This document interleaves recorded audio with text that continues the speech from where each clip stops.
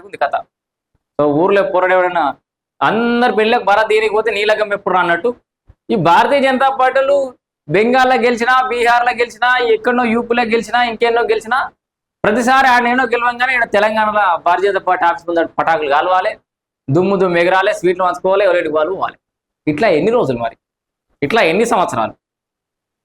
మంది లగ్గాలకు డ్యాన్సులు చేసిన ఎన్ని సంవత్సరాలు అని చెప్పేసి చాలా మంది అడుగుతున్నారు. మీకు కంటిన్యూగా పోనీ మీకు ఓటు బ్యాంక్ లేదు, జనాలు గెలిపిస్తలేరు అన్నట్టు కాదు, అక్కడక్కడ గెలిపిస్తున్నారు, కానీ ఆ క్యాడర్లో మీరు ధైర్యం నింపే ప్రయత్నం చేస్తలేరు.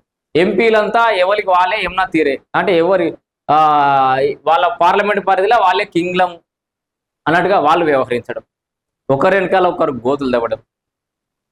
సో అంతర్గత పోరు, అంతర్గత కుంభరాటలో ఒకటైతే అసలు ఆ భారతీయ జనతా పార్టీ భావజాలం ఏదైతే ఉందో ఈ సౌత్ స్టేట్స్కి వాస్తవానికి యాక్టివ్గా అక్కడ ఏదో మోడల్ ప్రయోగించారో ఇక్కడ అదే ప్రయోగిస్తా అంటే పనిచేయదు.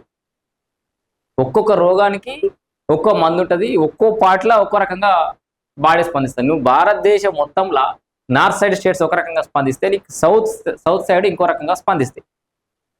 తెలంగాణకు కూడా గదే మందు పెడతా, తెలంగాణలో కూడా గదే స్ట్రాటజీతో గెలుస్తా అంటే అది జన్మలో జరిగే పరిస్థితి కాదు, జరగదు కూడా. ఇప్పుడు అక్కడలా